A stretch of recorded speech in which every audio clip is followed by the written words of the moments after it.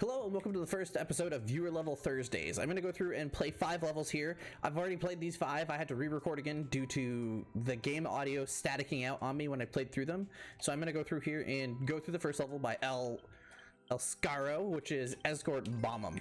I set the world record on that with my first try. It has a 2% clear rate. The whole point in this stage here is we're trying to escort the bomb from one end of the map to the other and go from there with it. It's pretty straightforward. It has one tricky little moment in it, but aside from that, it's not that difficult.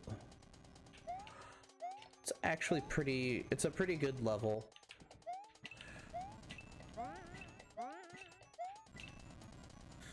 All right, and let me get him to go through. Let me have the thwomps that are gonna try to block me. I need a Z jump up. Jump to the middle.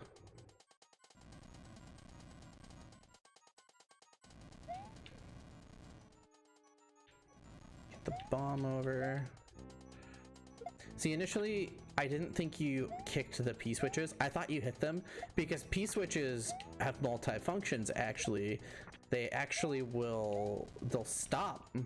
They'll stop the conveyor belts is one of the functions that they have. So I was under the impression that I needed to do that. I needed to control them. But that was not the case at all. I'm gonna go up here and play the waiting game. It lights the bomb, it blows the door open, and we move on through.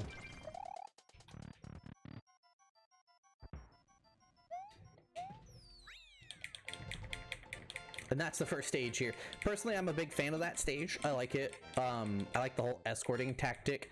I feel that it's a little dragged out. I feel it needs to be sped up just a teensy bit more somehow, but we'll get to that if it happens. Our next level here is, do you have bullet skills? I liked this stage. I thought it was pretty well done. It had some minor issues that I noted in it. I'll explain those when I get to it. Just as a little warning.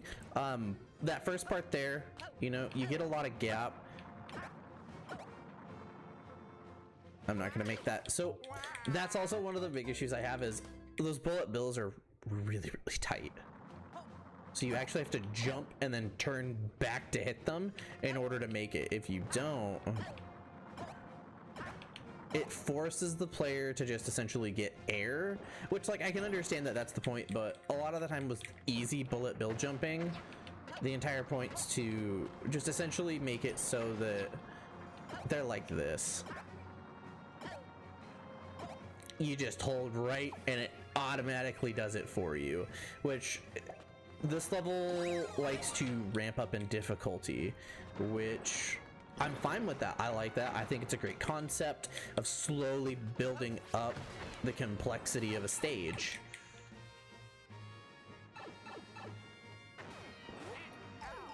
That was supposed to jump me, but it didn't. Okay. The other issue I had is with this section here. So I need to get the bullet bill to ride over, which we messed that up real easy. So the big issue I had is once you make the bullet bill jump there, you can't see the ground below, so you don't actually know if it's a free jump you need to make or if that's it. It's one of the it's a bit difficult when it comes to level design. I know that.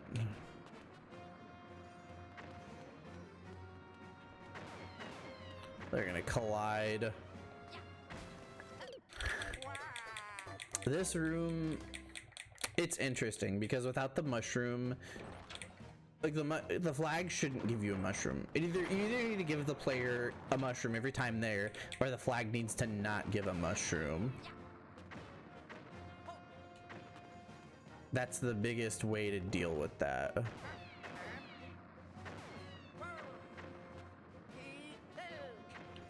I need to be like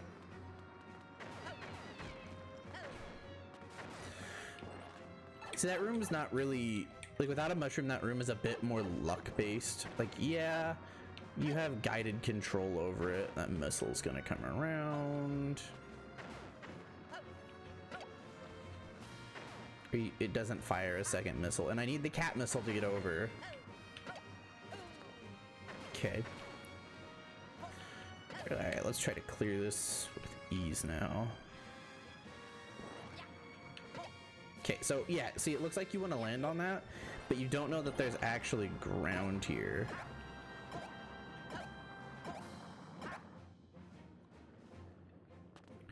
And this part here, it gives no indication of what you actually need to do.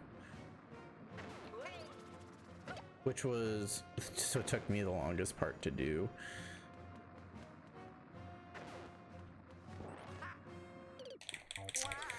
Jumped a little too late, but we'll get it. It's not that complicated. Well, now that I have it figured out, it's not that complicated, but that one, there's just a lot of itty bitty parts in this that, like, some slight modifications could be made, and it would adjust the level, and it would make it a really, it'd make it a super fun level.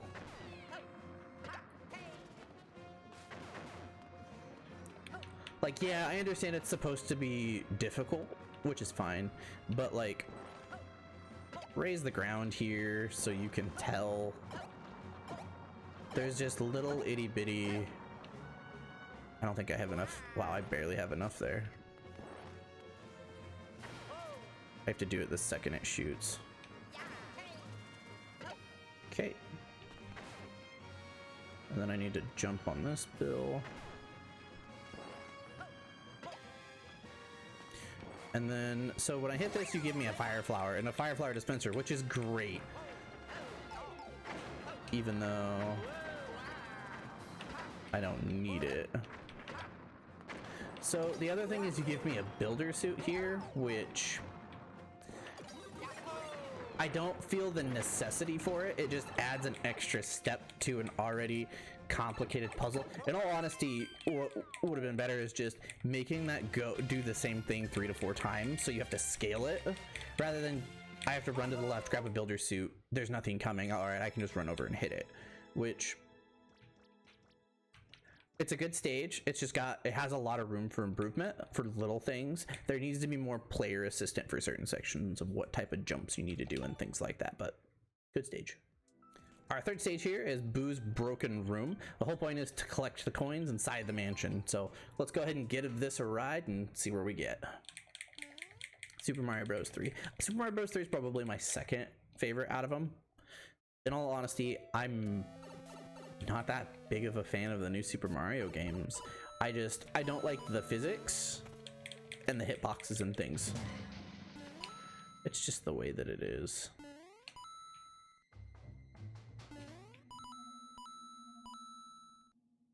Okay, grab the coin. See, I like these things personally. I think they're neat. One of the top levels in week 1 was a giant one of these where you rode it around and had to do the same thing essentially. I thought it was really cool. Ooh, that was really tight. So this section here, this is the section that I feel might kill me, because if you try to rush it, you get crushed, which I think I don't know if that was intentional from the creator. If it was, props to you. That's actually a really clever way to kill the player. I think that was top notch. It was probably intentional, but it's one of those things. It's time gated, but you're not excessively time gated like the 3-second switch blocks.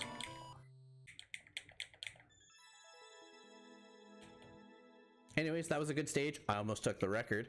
If I hadn't gone for the mushrooms, I probably could have set it. Okay, and this next course here is Mario Math. One of the things that I noted about it, it might just be me, and I might just be heavily doing it wrong because of order of operations. Math was never my strong suit. I'm dyslexic, so I'd always get numbers mixed up. But this was a very good level. It had good concepts. Goombas are 1, Koopas are 2. The black turtle shells are 3, the red spines are 4, and then he's 5. So it's pretty straightforward, you know. 1 and 3 minus 1, so we have 2. Which should be the case, but it's the first door, which is 3.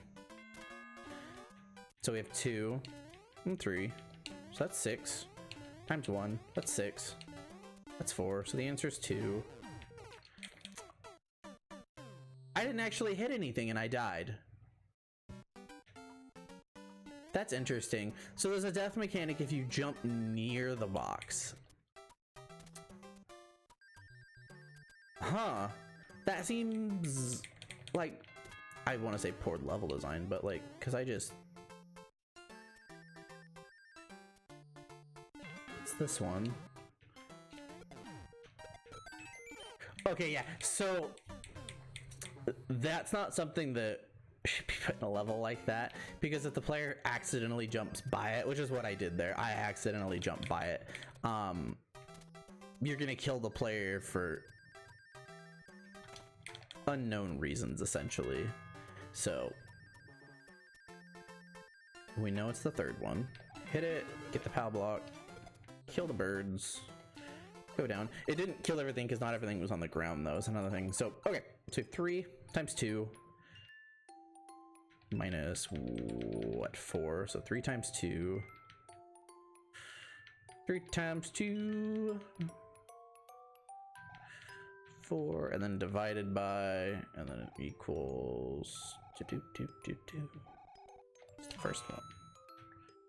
So you don't actually punish the player here, which is really interesting. You give them the option to hit all 3, whereas in the other ones you punished the player. And then we have the brackets. So in all reality, this is a super good stage.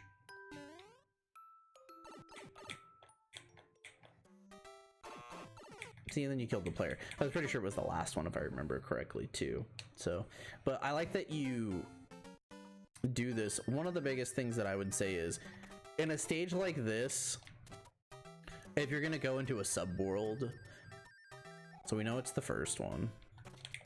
So we're going through the first one. It's just courteous to do this. If I hit any of these, but this one. So at this point, I've solved a few problems.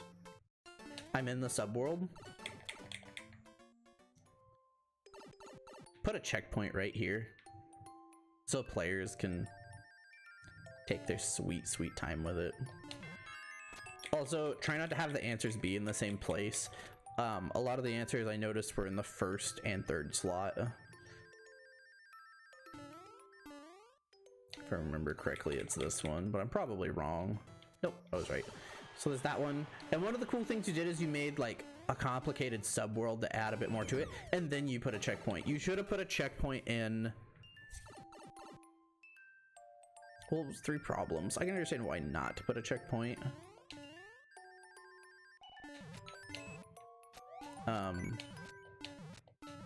Wow, that's frustrating. I understand putting those there too, because if you get it wrong, you soft block it and kill the player. I don't think putting a boo there would have been the ideal thing.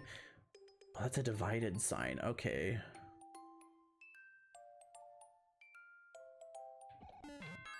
Yeah, because 25 divided by 5, that makes more sense than a minus sign. See, the coins, it being a divided sign is a bit... I didn't initially see it as one, I saw them as minuses. But anyways, it's a very good stage. I like it. And definitely like seeing those types of stages. They're definitely unique and interesting. The final stage that I have here is Living Life on the Edge by Steamboat. This is a level that, if played right, you could blast right through it. But other than that, it's the whole point is there's these little flames here, gotta stand on the edge and not get burned. It's a pixel thing. I don't understand the purpose of the mushroom if you're gonna take it away from the player right here. You appropriately put checkpoints in this, which I think was probably one of the best things you could do in a level like this. You also can stand a little close to the flame. The hitboxes on it are a bit forgiving, like that. It's a little forgiving. That was a very nice landing. Okay, checkpoint.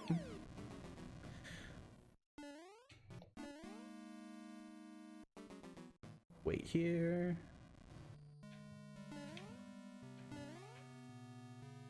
Play the waiting game. This isn't that difficult. I like it. It is difficult for certain people, I would imagine, because you have to pixel perfect the damn thing.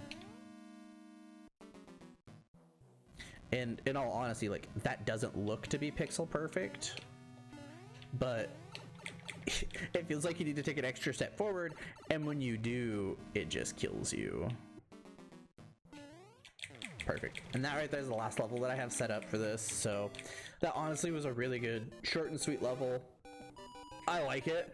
It's a bit complicated. It makes you overthink and analyze where you're at, and honestly it'll kill you a few times, but that's living life on the edge. Anyways, that's the last level that I'll be playing.